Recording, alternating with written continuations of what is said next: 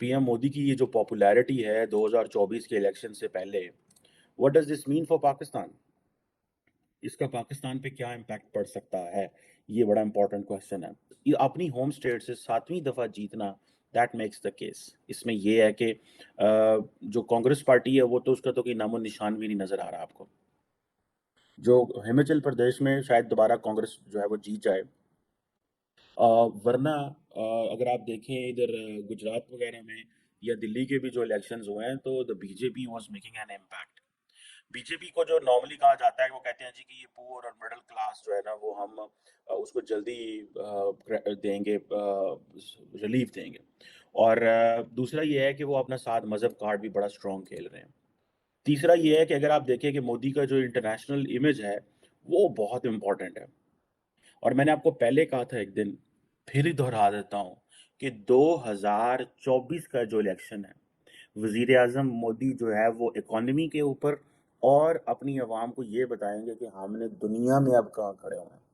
2019 के इलेक्शन में तो वो डरे हुए थे, तो वो इकोनॉमी की बात नहीं कर रहे थे कि हमने इकोनॉमी कहाँ ले गए। मैंने उन्हें समझा दिया कि उस वक्त चीज़ें उनकी क्लियर नहीं थी। तो उन्होंने एंटी पाकिस्तान रेटरिक और वो आपको याद होगा surgical strike and all that हुआ था। लेकिन 2024 में he doesn't have that space. 2024 में वो दुनिया को ये बताएंगे कि इंडिया को ये बताएंगे कि देखें जनाब हमने हमारी अचीवमेंट क्या है 10 सालों में। And they made a significant achievements obviously, उस सेंस में भी आप देखें। सो ये जो चीज़ें हैं इसका ज़ाहिर बात है पाकिस्तान की पॉलिटिक्स पे बड़ा इम्पैक्ट होता है। मैं कल देख रहा था कि पाकिस्तान का एक बड़ा प्रीमियर थिंक टैंक है, institute of strategic studies Islamabad. वहाँ पे पाकिस्तान के काफ़ी बड़े लोग जो थे, जिसमें पाकिस्तान के जो former chairman joint chief of staff थे वो भी थे, और भी काफ़ी लोग थे, उन्होंने की नोट एड्रेस दिया। और उन्होंने ये कहा जो जो सेंट्रल पॉइंट थी कि जी इंडिया जो है वो पाकिस्तान को फोर्स करता है to make difficult choices for survival. ये ठीक है, इसमें इसमें मैं ये नहीं कहता कि पाकिस्तान जो है वो India is not a challenge for the Pakistan. लेकिन हमें किस चीज़ को दुनिया के सामने चैलेंज रखना चाहिए? वो इंडिया तो आप देखें अपने काम में लग गया। वो तो कारोबार कर रहे हैं, बिजनेस कर रहे हैं।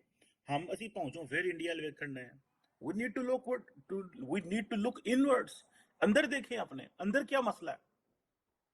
जब जनरल सियासत कर रहे हों और सियासतदान जो है वो जनरल्स के पास जाके बैठे हों कि हमें कोई रिलीफ मिल जाए, तो फिर तरक्की कैसे होनी है?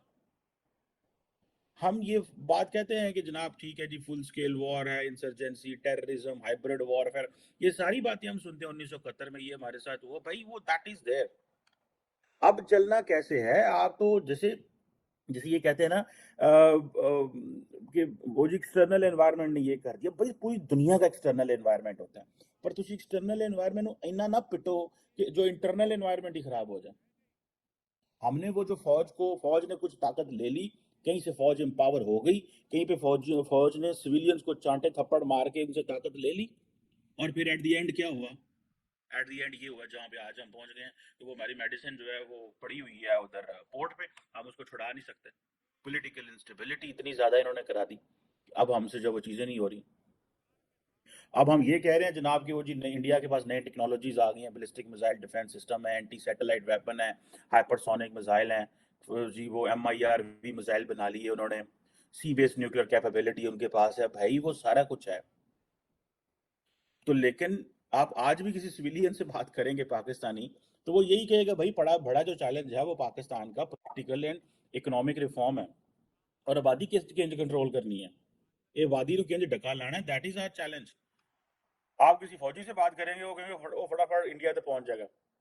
बिल्कुल इंडिया इज अ चैलेंज, लेकिन भाई दुश्मनी भी तब कर सकते हो घर में रोटी तो होगी पहले।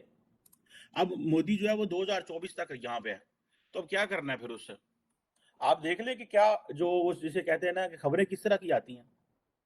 कांग्रेस पार्टी जिसके साथ पाकिस्तान कभी ले दे कर लेता था, चीजें कर लेता। आप अमित शाह की बातें सुन लें, इंडियन प्राइम मिनिस्टर की बातें, डिफेंस मिनिस्टर की बात सुन लें, राजनाथ सिंह की जो मैंने पहले कहा है, फिर जो डॉक्टर जयशंकर की बात सुन लें अबाउट पाकिस्तान, वो क्या बातें कर रहे हैं। हमें टेम्परेचर नहीं समझ आ रहा। हमारा मुंह जो है वो अफगानिस्तान की तरफ है। बड़ी बड़ी बातें हम इंडिया के लिए करते हैं, जहां पे हमारा मुंह होना चाहिए एक्चुअली, जहां पे हमें इंटरनल बात करनी चाहिए, वो ऐसी कर दे नहीं। जिस चीज को हमें डिस्कस करना चाहिए उस पर हम एक टेबल पे नहीं बैठ सकते। और ना ही हमारी फौज के पास इतनी कैपेबिलिटी एंड कैपेसिटी रह गई है कि वो सारे स्टेक होल्डर को एक जगह बैठा के तो बात कर सके।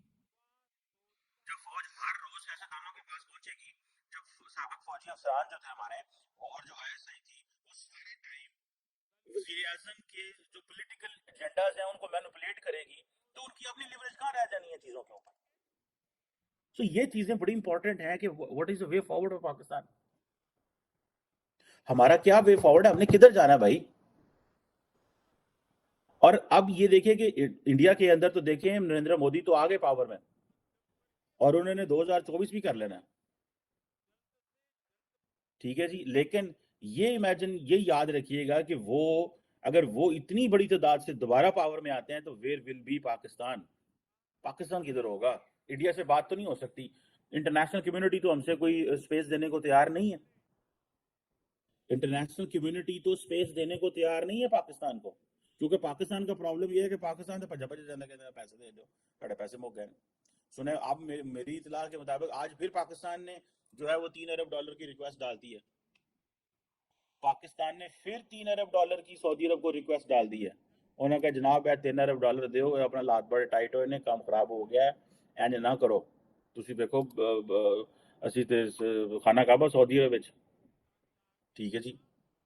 तो हमने उनसे, और उधर इंडिया देखे वो जो है वो $100 बिलियन का तो यूएई के साथ कारोबार कर रहा है, जो सऊदीज हैं जो वो अलहदा business, so they have taken, they have considered कि पाकिस्तान ने जो 75 साल मजहब इस्लाम ओआईसी कश्मीर का जो जो चूरन बेचा था, that is not any more an agenda, वो अरबों के लिए प्रॉब्लम ही नहीं है। तो कहता है यार छोड़ो, इससे आगे निकलो, हमें कोई और कहानी सुनाओ। आज इंडिया में ये खबर चल रही है कि जो टाटा है वो चिप प्रोडक्शन में एंटर हो रहा है, और वो $90 बिलियन अगले 5 सालों में लगा रहा है।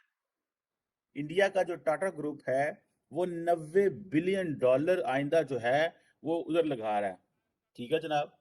तो आप ये इमेजिन कर लें, अब वो उन्होंने टाटा इलेक्ट्रॉनिक्स क्रिएट कर लिया, सेमी कंडक्टर असेंबलिंग जो टेस्टिंग बिजनेस में वो इस चीज में एंटर हो गए हैं, और अब पूरी दुनिया आप देखें, वो America, Japan, Taiwan, south Korea, जितनी भी बड़ी मार्केट्स हैं उनके साथ वो बातें करते हैं, उनके साथ वो खेलते हैं। और हमारा ये होता है कि हाँ हम किसी के साथ खेलते हैं। हमारे साहब वजीर आजम कहते थे कि हम जो है वो जो साइफर आया है ना अमेरिका से, उसके साथ खेलेंगे, अमेरिका को बैकफुट पे करने के लिए हम अपने आप को रेलिवेंट हो जाएंगे, और बाद में जो हुकूमत आएगी वो जाके अमेरिका तो जुतियां बह जाएगी कि जनाब माए बाप हो, कोई IMF को लो पैसे चढ़ा दो। फॉरगेट कि हम कोई जो है वो सपोर्ट ले सकते हैं अमेरिका से जो डायरेक्ट है, हम तो IMF के, हम तो चीन, अमेरिका, जापान सब के तरले कर रहे हैं, फ्रांस, इंग्लैंड के सब के तरले कर रहे हैं कि आपके को 5-5, 10-10% वोट हैं, अमेरिका के आई थिंक 16% वोट है IMF में, तो काइंडली उसको पुश करा के हमें वो तो पैसे दे दे। और वो क्या कह रहे हैं, वो कह रहे हैं हम जो अकेले ये एक फर्म जो है $90 बिलियन का वो चिप मेकिंग में इन्वेस्टमेंट कर रही है। अब प्राइम मिनिस्टर मोदी जो है वो अगले देखे ना, वो बातें ये हो रही हैं कि मोदी जो है वो कह रहे हैं कि अगले मैं 25 साल की बात करने आया हूँ आपके साथ। प्राइम मिनिस्टर मोदी इतना तगड़ा हो गया इंडिया के अंदर कि मोहन भगवत जो है even he is being considered कि मतलब वो फारग हो गए। आप सिर्फ लिटरेचर उठा के देख लें that where does the RSS stand, मतलब नरेंद्र मोदी जो है वो, क्योंकि द रियल पावर जो है वो इन लीडर्स की, ये पावर तो आती थी ना पार्टी से आती है जी, ठीक है जी। बीजेपी या RSS से लोग आए हुए हैं सारे, ये यहाँ पहुंचे, फिर इन्होंने आगे डिलीवर किया, तो they always used to be loyal with the RSS। But right now there is a difference between RSS and the prime minister Modi. Modi जो है वो बड़ा करेक्टर बन के इमर्ज हुए हैं इस सारे प्रोसेस के अंदर, और मोहन भगवत जो है वो तो जो है उनको उनको प्राइम मिनिस्टर मोदी लिफ्ट ही नहीं कराते उन्हें।